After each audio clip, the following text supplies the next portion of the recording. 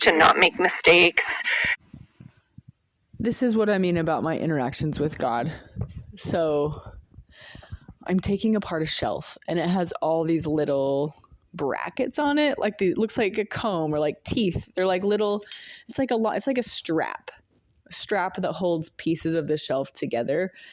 And there's a billion of them. There's so many. There's like, let's 1, 2, 3, 4, 5, 6, 7. 7 times 3, 21 times 1, 2, 3, 4, 5 ish, like on average. 21 times 5, like 20 times 5 is 100. And since I'm doing Common Core math in my head, and here is where everyone's like, oh, the Common Core is so stupid, but here's what math people do. They do Common Core. That's why Common Core is there, duh. It's because math people are like, let's try to make it a little easier for kids to understand math. Here's what I do in my head. I estimate 21 times 5. I just do it, like 20 times 5. That's easy because I know $100 bill. 20s, right? 5 20s and 100. That's easy. So I do 20 times 5. Okay. Anyway. And then I just add in all the ones, the leftover ones that you didn't add in with the 20s. And one's super easy because it's just one. There's just one more. So you just do 1 times 5 and then you just do 105. And it's easy. And that's what they're teaching at school. It's not that bad. It's good. It teaches kids to do math in their head. Because you're like, why can't we just do it the old way where I just do it on paper? It's like, because maybe it's just easier to do it in your head a lot of times. Like when you're at the grocery store, you don't want to pull out your pad and paper, right? So like... anyway,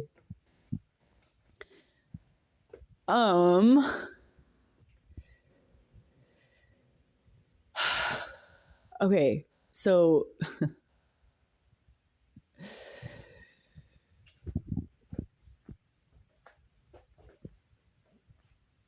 yeah, well, there's 105 of these straps.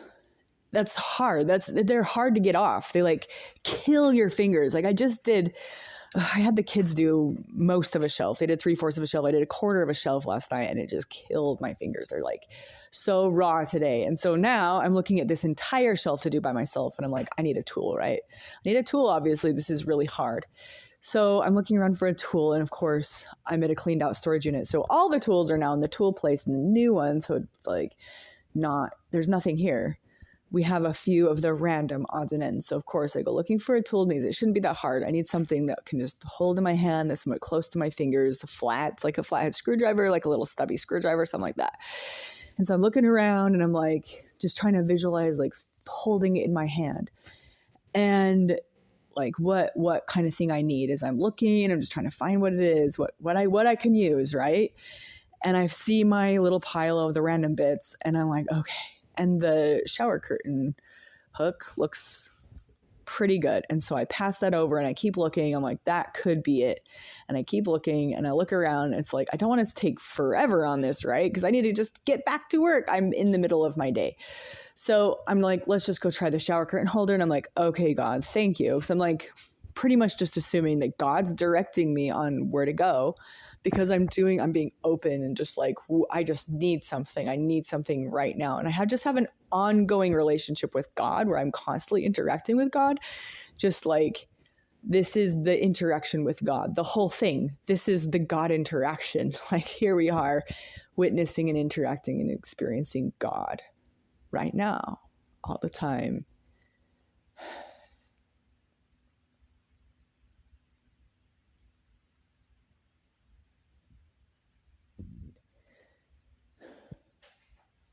So this is just a minor sign. This is just a minor thing. Anyway, I get it and I start using it. And my play and interaction with God also it includes, and it started with just like asking God, like, okay, how do you want me to use this? And just assuming that that's correct. Like I could just be completely delusional, right? This is just my delusion. I'm just talking to myself. That's what, the atheists would believe. And I'm like, okay, How am I using this? Just pulling full steam ahead, just talking to God as if he were real, as if I were talking to him. How do I use this? What do you want me to do with this? Like, this is impossible. And then I'm like holding it one way and I rake my knuckles and it kills my finger. I'm like, ow. I'm like, but I could, and then like my hand, like I just like felt or like thought, just hold it around that ball. And I was like, I'll try that. And that could just be me thinking that, right? Like, yeah, sure. I just had an intuition about it. Just like a little guidance, and then it works. And it's a really great tool, actually. It's really, really good. And I don't rake my fingers. It has this ball that like fits perfectly, like in the crook of my finger. Like it's a tool that could be made for this job almost. And that's when it hits me, this God interaction. It's like this random event in my life is a miracle. And this interaction with God is real. It's something I'm doing, whether or not I'm delusional, but the fact that it's happening and then it happens to just be perfect in just this like randomly weird way. And it's in such a way that that's my indication that there's something more going on. I've had that before. I've had even more perfect scenarios where, and there were other things too. But the stupor of thought thing, there were other things that I was thinking in that moment, which made me think to record something about what my life looks like with my interaction with God. Because a lot of people say, I have a relationship with God. Well, what does that mean? You pray every day at 5:00? Like, what are you doing in your relationship? Like, what does that mean? And so I'm just showing this is what I do in my relationship. One of the things.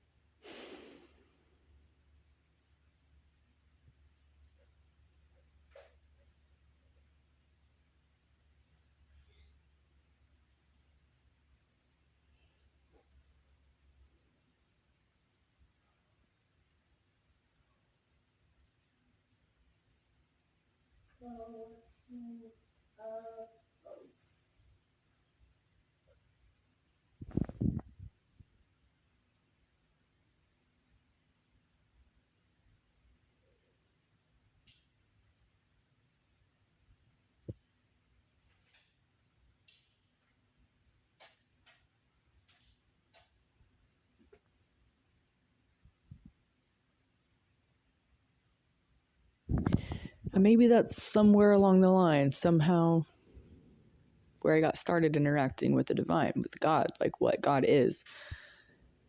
And is God just?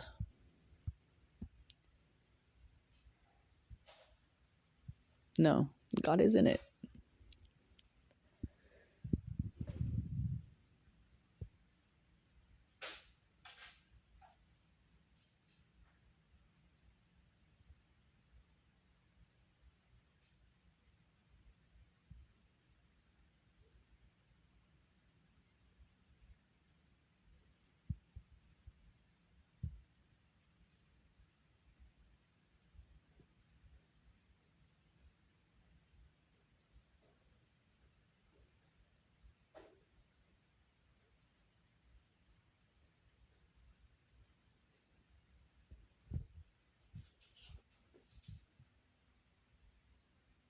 And what will happen if we fully know God? Are we unique individuals, or are we all one?